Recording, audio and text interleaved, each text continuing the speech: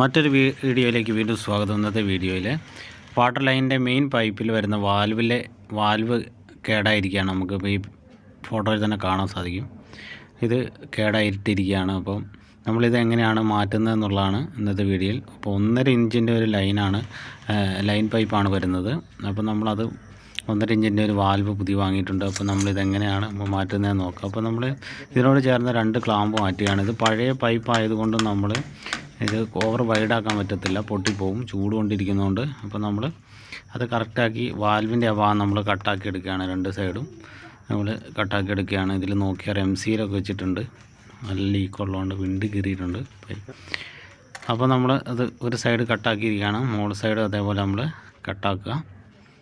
Okay, അത് കഴിഞ്ഞിട്ട് ഇനി നമുക്ക് വേണ്ട എന്താണെന്ന് വെച്ചാൽ ഒരു പൈപ്പ് 1.5 ഇഞ്ചിൻ്റെ ഒരു പൈപ്പിൻ്റെ ഒരറ്റത്ത് നമ്മൾ ഇതേപോലെ ഒരു ലോങ് സോക്കറ്റ് അടിക്കുക, നല്ല നീളത്തിലൊരു സോക്കറ്റ് അടിക്കുക.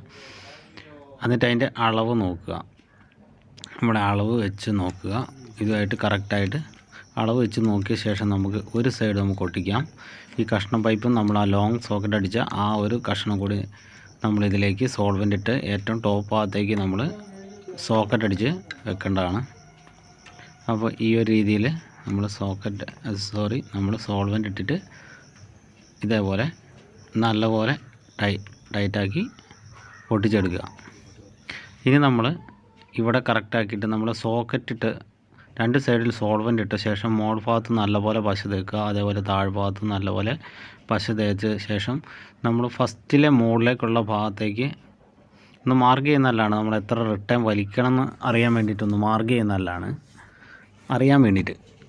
അപ്പോൾ 2 സൈഡിലും നല്ലപോലെ സോൾവെൻ്റ് ആക്കിയ ശേഷം നമുക്ക് സോൾവെൻ്റ് തേച്ച ശേഷം ഫസ്റ്റായിട്ട് നമ്മൾ മുകളിലേക്ക് ലോങ് സോക്കറ്റുള്ള ഭാഗം മുകളിലേക്ക് മാക്സിമം കയറ്റുക. എന്നിട്ട് അതേപോലെ റിട്ടേൺ താഴേക്ക് ഇറക്കി താഴത്തെ പൈപ്പുമായിട്ട് നമുക്ക് ജോയിൻ്റ് ചെയ്യാം. ഈ ഒരു രീതിയിലാണ് നമ്മൾ ചെയ്യുന്നത്. വളരെ സിമ്പിളായിട്ട് തന്നെ നമുക്ക് ചെയ്യാം. ഓവർ പൈപ്പ് നമുക്ക് വൈഡാക്കിയാൽ പൊട്ടിപ്പോകും എന്നുള്ളത് കൊണ്ട് മാത്രമാണ് നമ്മൾ ഈ ഒരു രീതിയിലുള്ള ഒട്ടിക്കൽ ചെയ്യുന്നത്. അപ്പോൾ ആദ്യമേ നമ്മൾ മോൾ ഭാഗത്ത് തല വട്ടയങ്ങ് കയറ്റുക, അതിന് റിട്ടേൺ വലിച്ച് താഴേക്ക് ഇടുക. കേട്ടോ, ഈ ഒരു രീതിയിൽ മാത്രം ചെയ്താൽ മതി. എന്നിട്ട് നമ്മുടെ വാൽവ് നേരെ കറക്റ്റാക്കി വെക്കുക.